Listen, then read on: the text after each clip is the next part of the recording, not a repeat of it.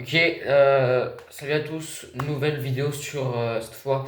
On va voir le principe de Pareto et pourquoi tu devrais l'utiliser pour tes révisions. Alors, pour ceux qui ne le connaissent pas, le principe de Pareto, c'est un principe qui dit que 20% de tes actions donnent 80% de réussite et que 80% de tes actions donnent 20% des réussites. Si on applique ça au niveau des notes, ça donne que 80% de ce que tu travailles chez toi ou dans ta vie étudiante donne 20% de ta note et 20% de ton travail que tu fais chez toi ou en permo ou encore autre part donne 80% de ta note. Alors pour faire un petit dessin, on a en gros 16 sur 20, 16 sur 20, je le dirais clairement en fraction, qui équivaut à 20 sur 80, soit un quart de ton temps. Un quart de ton temps de travail actuel, je pense, donne 16%. 16 sur 20 par exemple de ta note.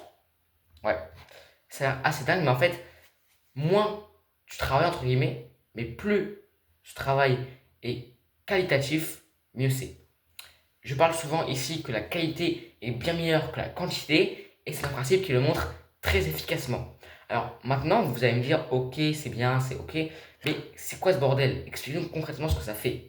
Eh bien, en fait, sur tes actions, quand tu vas réviser chez toi, tu rentres chez toi, tu as ton cours au propre, tu as ton chapitre entier, tu as tout ce que tu as fait pendant un mois, et on te dit, semaine pro, évaluation DS.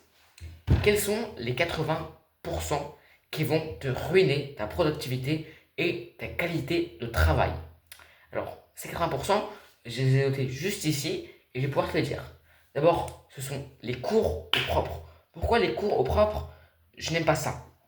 Car les cours au propre, il y a trop de superficiel. Il y a trop de choses qui entourent les choses pour dire un truc. En histoire, souvent, tu as des phrases énormes pour dire une chose que tu peux faire en 4 mots. Je connais des phrases énormes.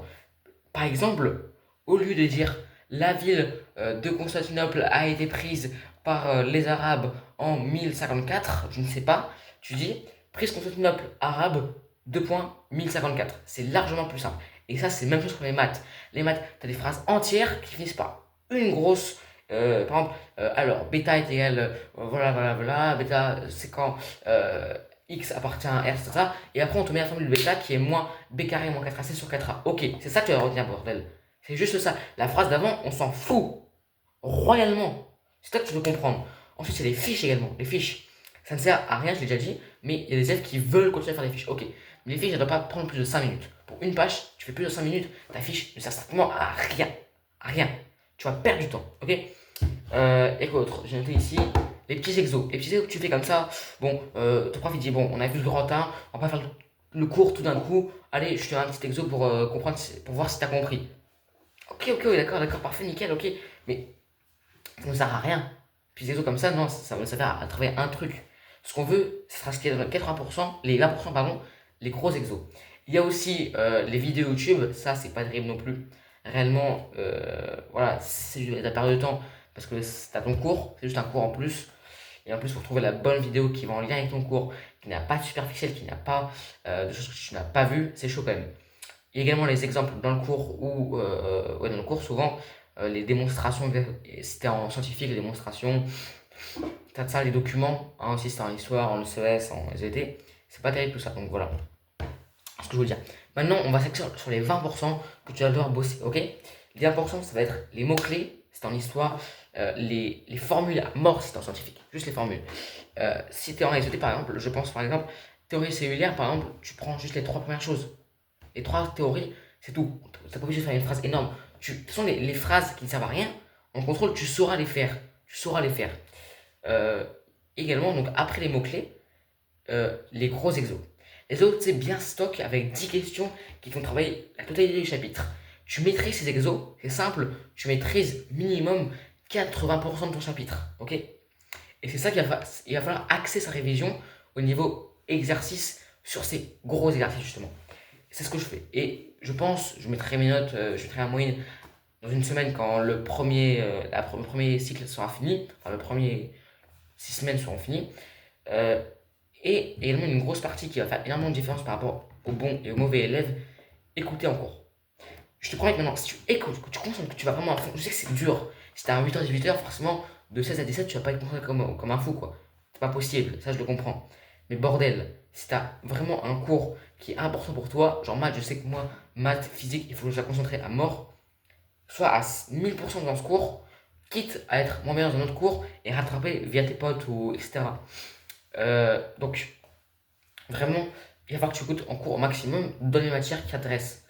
Par exemple, moi, je sais très bien que je fais plutôt maths, physique, c'est ça qui m'intéresse plutôt. Forcément, j'ai envie de dire histoire, je m'en bats un peu les couilles, quoi. Tu vois, c'est pas ce qui m'intéresse. Mais vraiment, il faut écouter le professeur parce que 70% de ton travail sera déjà fait si tu as compris le cours et tu as écouté en cours. Bon, maintenant, on va passer à un truc qui me concerne personnellement. C'est que là, on évoque les 80-20. Ok. Mais avec ces 80-20, je t'ai dit tout au début, tu as 16 sur 20. Et tu as 4 points qui restent. Et ces 4 points, c'est cela que va se démarquer les très bons élèves des excellents élèves. Car 16 sur 20 en première ou au bac, c'est très bon. Mais 18 ou 19, c'est encore meilleur. Et en fait, il va y avoir il va y avoir une hiérarchisation. 80% des notes résident en 20%, et dans les 20% qui restent, qui font 4 points, il y a 15% qui arriveront, et 5 points, et 5% par exemple concours, qui ne serviront à rien. Ok. Et quand tu es fort, quand tu veux vraiment viser pas 16, mais 18-19, à chaque fois que tu révises un truc, genre tu finis ta séance de révision, tu te mets 15 minutes en plus de ta séance de révision pour justement gratter dans le 20% de ta note qui te reste, dans les 4 points qui te restent. Parmi le cours en entier, les petits exos, les fiches, également les vidéos YouTube qui viennent t'apporter des précisions. Voilà, ça c'est pour les excellents élèves. Mais si vraiment 15, 16, ça te suffit, ne passe pas trop, ne fais pas ces 15 minutes en plus qui vont te servir que nenni, ok? Donc, si je devais retenir quelque chose de cette vidéo, c'est que 80% de ta note réside en 20% de tes actions. Et ce que je viens de dire, effectivement, en conclusion, je peux conclure très simplement. Le bon élève, il va travailler 20 minutes et il va avoir 16 sur 20. Le mauvais élève, il va travailler 80 minutes et il va avoir 4 sur 20.